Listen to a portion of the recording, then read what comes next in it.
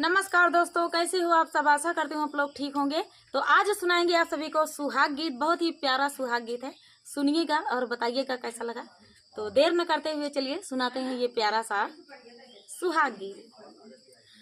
अरे पुरुगु के देशवा से आवेला जोगिया, अरे आवेला जोगिया, अरे बैठला मनवा के मारी रे लालनवा, अरे बैठला मनवा के मारी रे लालनवा।